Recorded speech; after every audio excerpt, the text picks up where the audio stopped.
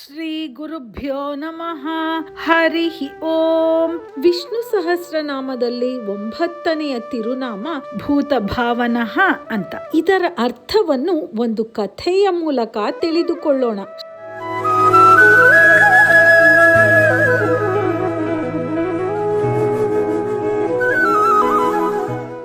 ಶ್ರೀನಿವಾಸ, ಶ್ರೀಕೃಷ್ಣ, ರಂಗನಾಥ, ಶ್ರೀರಾಮ, ನರಸಿಂಹ ಇಂತಹ ಶ್ರೀ ವಿಷ್ಣುವಿಗೆ ಸಂಬಂಧಪಟ್ಟ ಹಳೆಯ ದೇವಸ್ಥಾನಗಳಲ್ಲಿ ರಾಮಾನುಜಾಚಾರ್ಯರು ಮತ್ತು ಇನ್ನು ಬೇರೆ ಬೇರೆ ಆಚಾರ್ಯರುಗಳ ಮೂರ್ತಿಗಳನ್ನು ನಾವು ನೋಡಿರುತ್ತೇವೆ. ಇವರುಗಳನ್ನೇ ಆಳ್ವಾರುಗಳು ಅಂತ ಕರೆಯುವುದು. ಈ ಆಚಾರ್ಯರೆಲ್ಲರೂ ಶ್ರೀ ವಿಷ್ಣುವಿನ ಪರಮ ಭಕ್ತರು ಮತ್ತು ಒಳ್ಳೆಯ ಗುರುಗಳು ಸಹ ಆಗಿದ್ದರು. ಅದಕ್ಕೆ ಅವರನ್ನು ಆಳ್ವಾರರು ಅಂತ ಕರೆಯುವುದು. ಆ ಆಳ್ವಾರುಗಳಿಗೂ ದೇವಸ್ಥಾನಗಳಲ್ಲಿ ಪೂಜೆ, ಸೇವೆ, ಅಭಿಷೇಕ ಎಲ್ಲವೂ ಇರುತ್ತೆ. ಇಂತಹ ಮಹಾನ್ ಭಕ್ತರಾದ ಆಳ್ವಾರುಗಳಿಂದಲೇ ನಮಗೆ ಶ್ರೀ ವಿಷ್ಣುವಿನ ಬಗ್ಗೆ ಬಹಳಷ್ಟು ವಿಷಯಗಳು ತಿಳಿದುಕೊಳ್ಳುವುದಕ್ಕೆ ಸಾಧ್ಯವಾಗಿದೆ. ಅದಕ್ಕೆ ದೇವಸ್ಥಾನಗಳಲ್ಲಿ ಆಳ್ವಾರುಗಳನ್ನು ಪ್ರತಿಷ್ಠಾಪನೆ ಮಾಡಿ ಅವರುಗಳಿಗೂ ಪೂಜೆ, ಅಭಿಷೇಕ ಎಲ್ಲವನ್ನು ಮಾಡುತ್ತಾರೆ. ಹೀಗೆ ಇದ್ದ 12 ಆಳ್ವಾರುಗಳಲ್ಲಿ 6ನೆಯವರು ತಿರುಮೈಸೈ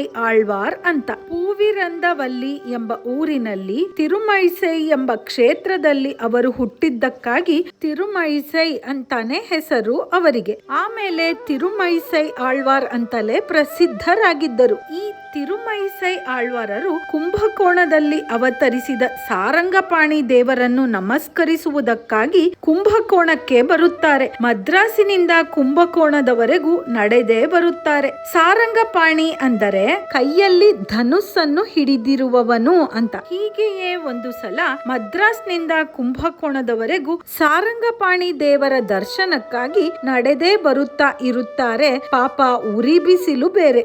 ಮಧ್ಯಾಹ್ನದ 12 ಗಂಟೆಯ ಮಧ್ಯಾಹ್ನದ ಪೂಜೆ ನಡೆಯುತ್ತಿದೆ ದೇವಸ್ಥಾನದ ಒಳಗೆ. ಅದಕ್ಕೆ ಸರಿಯಾಗಿ ತಿರುಮೈಸೈ ಆಳ್ವಾರ್ ಒಳಗೆ ಬರುತ್ತಾರೆ. ಅರ್ಚಕರು ಪರದೆ ಹಾಕಿದ್ದಾರೆ ಗರ್ಭಗುಡಿಗೆ. ಒಳಗೆ ಸಾರಂಗಪಾಣಿ ದೇವರಿಗೆ ಸಕ್ಕರೆ ಪೊಂಗಲ್ ನೈವೇದ್ಯ ನಡೆಯುತ್ತಾ ಇದೆ. ದೇವರು ಅರ್ಚಕರಿಗೆ ಹೇಳುತ್ತಾರೆ, ಪಾಪ ತುಂಬಾ ಬಿರು ಬಿಸಿಲಿನಲ್ಲಿ ನನ್ನ ಭಕ್ತನೊಬ್ಬ ನನ್ನನ್ನು ನೋಡಲು ಬಂದಿದ್ದಾನೆ. ಬಾಯಾರಿಕೆ, ಹಸಿವು ಎಲ್ಲವೂ ಆಗಿದೆ ಅವನಿಗೆ. ಮೊದಲು ಅವನಿಗೆ ಹೋಗಿ ಈ ಪ್ರಸಾದವನ್ನು ಕೊಟ್ಟು ಬಾ ಅಂತ ಅರ್ಚಕನಿಗೆ ಹೇಳುತ್ತಾನೆ ಸಾಕ್ಷಾತ್ ಸಾರಂಗಪಾಣಿ ದೇವ. ಅರ್ಚಕ ಗಡಿಬಿಡಿಯಲ್ಲಿ ಹೊರಗೆ ಬರುತ್ತಾನೆ. ತಿರುಮೈಸೈ ಆಳ್ವಾರರು ಕೈ ಮುಗಿಯುತ್ತಾ ನಿಂತಿದ್ದಾರೆ. ಅಲ್ಲಿ ತುಂಬಾ ದೂರದಿಂದ ನಡೆದು ಬರುವ ಭಕ್ತ ಅಂದರೆ ಅವರೇ ಅಂತ ಪೂಜಾರಿಗೆ ತಿಳಿದಿತ್ತು. ತಿರುಮೈಸೈ ಆಳ್ವಾರರು ಅಲ್ಲಿ ನಿಂತಿದ್ದಾರೆ. ಅವರ ಹತ್ತಿರ ಬಂದು ಈ ಪೂಜಾರಿ ಹೇಳುತ್ತಾನೆ, ಸಾಕ್ಷಾತ್ ಆ ಭಗವಂತ ಸಾರಂಗಪಾಣಿಯೇ ಬಂದು ನನ್ನ ಬಳಿ ಹೇಳಿದ್ದಾನೆ, ನೀವೇ ಮೊದಲು ಪ್ರಸಾದವನ್ನು ಸ್ವೀಕರಿಸಿ ಅಂತ ಕೇಳಿಕೊಳ್ಳುತ್ತಾನೆ ಪೂಜಾರಿ. ಅದಕ್ಕೆ ತಿರುಮೈಸೈ ಆಳ್ವಾರ್ ಹೇಳ್ತಾರೆ, ಇದು ನ್ಯಾಯವೇ? ದೇವರಿಗೆ ನೈವೇದ್ಯ ಆಗಿ ದೇವರು ತಿಂದು ಮಿಕ್ಕಿದ್ದನ್ನ ನಾವು ತಿನ್ನಬೇಕು. ಅದೇ ನ್ಯಾಯ ತಾನೆ? ನಾನೇ ಮೊದಲು ತಿನ್ನುವುದು ಸರಿಯಲ್ಲ. ನಾನು ಆ ಭಗವಂತನ ದಾಸ ಮೊದಲು ತಿನ್ನುವುದೇ ಇಲ್ಲ, ಸಾಧ್ಯವಿಲ್ಲ, ಬೇಡ ಅನ್ನುತ್ತಾರೆ. ಸಾಕ್ಷಾತ್ ಭಗವಂತನೇ ಹೇಳಿದ ಅಂದರೂ ನೀವು ಕೇಳುವುದಿಲ್ಲವೇ? ಸರಿ, ಆ ಭಗವಂತನನ್ನು ನೀವೇ ಹೋಗಿ ಕೇಳಿಕೊಳ್ಳಿ ಅನ್ನುತ್ತಾನೆ ಅರ್ಚಕ. ತಿರುಮೈಸೈ ಆಳ್ವಾರ್ ಸಾರಂಗಪಾಣಿಯ ಗರ್ಭಗುಡಿಗೆ ಬರುತ್ತಾರೆ. ದೇವರ ಹತ್ತಿರ ಕೇಳುತ್ತಾರೆ, ನೀನು ತಿಂದು ಮಿಕ್ಕ ಪ್ರಸಾದವನ್ನು ನಾವು ತಿನ್ನಬೇಕು. ನೀನು ಭಗವಂತ, ನಾನು ನಿನ್ನ ದಾಸ. ನಾವು ತಿಂದು ಮಿಕ್ಕಿದ್ದನ್ನು ನೀನು ತಿನ್ನುವುದು ಸರಿಯಲ್ಲ, ಬೇಡ ಅಂತ ಹೇಳುತ್ತಾರೆ. ಈ ದೇಹಕ್ಕೆ ಹಸಿವಾದರೆ ಆ ಹಸಿವನ್ನು ತೀರಿಸಬೇಕಾಗಿರುವುದು ಜೀವಾತ್ಮದ ಮೊದಲ ಕೆಲಸ. ಈಗ ನಾವೆಲ್ಲ ಜೀವಾತ್ಮರು ಈ ದೇಹದಲ್ಲಿ ಇದ್ದೇವೆ. ಈ ದೇಹಕ್ಕೆ ಹಸಿವಾದರೆ ಜೀವಾತ್ಮವಾಗಿರುವ ನಾವು ಈ ದೇಹಕ್ಕೆ ಬೇಕಾಗಿರುವ ಆಹಾರವನ್ನು ತೆಗೆದುಕೊಳ್ಳಲೇಬೇಕು. ಎಲ್ಲ ಉಸಿರಿನಲ್ಲಿಯೂ ಭಗವಂತ ಉಸಿರಾಗಿಯೇ ಇದ್ದಾನೆ.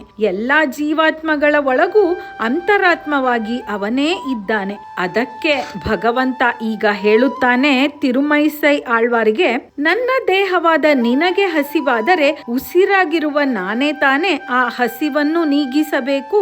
ಆದ್ದರಿಂದ ನಿನ್ನ ದೇಹದ ಹಸಿವನ್ನು ನೀಗಿಸಿಕೊಳ್ಳಲು ಈ ಸಕ್ಕರೆ ಪೊಂಗಲನ್ನು ತೆಗೆದುಕೋ. ನಿನ್ನ ಜೀವಾತ್ಮದ ಹಸಿವು ತೀರಿಸಿಕೊಳ್ಳುವುದಕ್ಕೆ ನನ್ನನ್ನು ಈ ಸಾರಂಗಪಾಣಿ ಅವತಾರದಲ್ಲಿ ನೋಡಿ ಆನಂದಿಸು.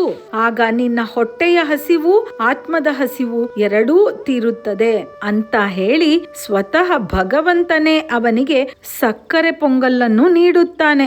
ಆ ನಂತರ ತಾನೂ ಕೂಡ ಪ್ರಸಾದವನ್ನು ಸ್ವೀಕರಿಸುತ್ತಾನೆ. ಇಲ್ಲಿ ದಾಸ ಭಗವಂತನಾದ, ಭಗವಂತ ದಾಸನಾದ. ಎಲ್ಲವೂ ತಿರುಗುಮುರುಗಾಗಿ ನಡೆಯಿತು.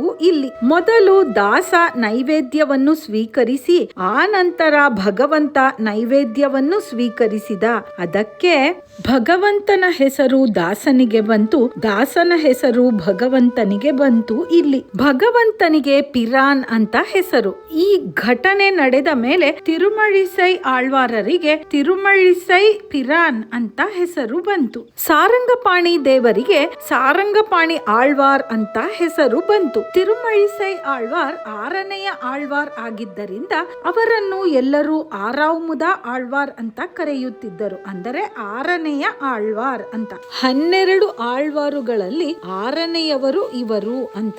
ಅದಕ್ಕೆ ಭಗವಂತನಿಗೆ ಈಗಲೂ ಅಲ್ಲಿ ಆರಾಮದ ಆಳ್ವಾರ್, 6ನೆಯ ಆಳ್ವಾರ್ ಅಂತಾನೆ ಕರೆಯುತ್ತಾರೆ. ತನ್ನ ಭಕ್ತನನ್ನು ಆ ಭಗವಂತ ಹೇಗೆಲ್ಲ ಕಾಪಾಡುತ್ತಾನೆ ಅನ್ನುವುದು ಇದರಿಂದ ನಮಗೆ ತಿಳಿಯುತ್ತದೆ. ಭೂತ ಅಂದರೆ ಈ ಇಡೀ ಸೃಷ್ಟಿ ಅಂತ ಈ ಹಿಂದಿನ ಕಥೆಯಲ್ಲಿ ನೋಡಿದ್ವಿ. ಸೃಷ್ಟಿಯ ಪ್ರತಿಯೊಂದು ವಸ್ತು, ಜೀವರಾಶಿ ಎಲ್ಲದರಲ್ಲೂ ಅವನೇ ಆತ್ಮನಾಗಿ ಇರುವುದರಿಂದ ಭೂತಾತ್ಮ ಅನ್ನುವುದನ್ನ ತಿಳಿದುಕೊಂಡಿದ್ವಿ. ತಾನೇ ಸೃಷ್ಟಿಸಿದ ಜೀವಾತ್ಮರಿಗೆ ತಾನೇ ಆರೋಗ್ಯ ಪೋಷಣೆಗಾಗಿ ನಮ್ಮ ದೇಹಕ್ಕೆ ಬೇಕಾಗಿರುವ ಆಹಾರಕ್ಕೂ ಅವನೇ ಏರ್ಪಾಡು ಮಾಡುತ್ತಾನೆ, ವ್ಯವಸ್ಥೆ ಮಾಡುತ್ತಾನೆ. ಅದಕ್ಕೆ ಅವನಿಗೆ ಭೂತ ಭಾವನಃ ಅಂತ ಹೆಸರು. ನಮಗೆ ಜೀವ ಕೊಟ್ಟಿರುವುದು ಅಷ್ಟೇ ಅಲ್ಲ, ಆ ಜೀವಕ್ಕೆ ಬೇಕಾದ ಆಹಾರವನ್ನು ಏರ್ಪಾಡು ಮಾಡಿದ್ದಾನೆ. ಅದಕ್ಕೆ ನಾವು ಕೂಡ ಭೂತ ಭಾವನಾಯ ನಮಃ ಅಂತ ಪ್ರತಿದಿನವೂ ಹೇಳುತ್ತಾ ಇದ್ದರೆ ಆರೋಗ್ಯವೇ ಭಾಗ್ಯ ಅನ್ನುವ ಹಾಗೆ ನಮಗೆ ಆ ಮಹಾವಿಷ್ಣು ಒಳ್ಳೆಯ ಆರೋಗ್ಯವನ್ನು ಅನುಗ್ರಹ ಮಾಡುತ್ತಾನೆ. 10ನೆಯ ತಿರುನಾಮ ಪೂತಾತ್ಮ ಅಂತ. ಕುಂಭಕೋಣದಲ್ಲಿ ಒಪ್ಪಿಲಿಯಪ್ಪನ್ ಸನ್ನಿಧಿ ಇದೆ. ಆ ದೇವಸ್ಥಾನದಲ್ಲಿ ಉಪ್ಪು ಹಾಕದೆಯೇ ಅಡಿಗೆಗಳನ್ನು ಮಾಡಿ ದೇವರಿಗೆ ನೈವೇದ್ಯ ಕೊಡುತ್ತಾರೆ. ಉಪ್ಪಿಗಿಂತ ರುಚಿ ಇಲ್ಲ, ತಾಯಿಗಿಂತ ಬಂಧುವಿಲ್ಲ ಅನ್ನೋ ಗಾದೆ ನಾವು ಕೇಳಿಯೇ ಇದ್ದೇವೆ. ಉಪ್ಪು ಇಲ್ಲದೆ ಹೇಗೆ ಅಲ್ಲಿ ನೈವೇದ್ಯ ಮಾಡಲಾಗುತ್ತೆ? ಉಪ್ಪಿಲ್ಲದ ನೈವೇದ್ಯವನ್ನು ದೇವರು ಹೇಗೆ ಸ್ವೀಕರಿಸುತ್ತಾನೆ? ಇದೆಲ್ಲ ಮುಂದಿನ ಸರಣಿಯಲ್ಲಿ ತಿಳಿದುಕೊಳ್ಳೋಣ. ವಿಷ್ಣುವಿನ 9ನೆಯ ತಿರುನಾಮವಾದ ಭೂತ ಭಾವನಃ ಅನ್ನುವ ಕಥೆ ಹೇಗಿದೆ ಅಂತ ಕಮೆಂಟ್ ಮಾಡಿ ತಿಳಿಸಿ ಕೇಳುಗರೆ. ಹಾಗೆಯೇ ಭೂತ ಭಾವನಾಯ ನಮಃ ಅಂತ ಕೂಡ ಕಮೆಂಟ್ ಮಾಡಿ. ಈ ಕಥೆ ನಿಮಗೆ ಇಷ್ಟವಾಗಿದ್ರೆ ಲೈಕ್ ಮಾಡಿ, ಶೇರ್ ಮಾಡಿ, ಹಾಗೂ ನೀವಿನ್ನೂ ಸಬ್ಸ್ಕ್ರೈಬ್ ಮಾಡ್ಕೊಂಡಿಲ್ಲ ಅಂದ್ರೆ ಈಗಲೇ ಸಬ್ಸ್ಕ್ರೈಬ್ ಮಾಡ್ಕೊಂಡು ಬೆಲ್ ಬಟನ್ ಕೂಡ ಒತ್ತಿ. ಆಗ ನಮ್ಮ ಕಥೆಯ ನೋಟಿಫಿಕೇಶನ್ ಬರುತ್ತೆ. ಆಗ ನಮ್ಮ ಯಾವುದೇ ವಿಡಿಯೋಗಳು ನಿಮಗೆ ಮಿಸ್ ಆಗೋದೇ ಇಲ್ಲ. ಹಾಗಾದ್ರೆ ನಾನು ನಿಮಗೆ ಮುಂದಿನ ವಿಡಿಯೋದಲ್ಲಿ ಸಿಗ್ತೀನಿ ಕೇಳುಗರೆ.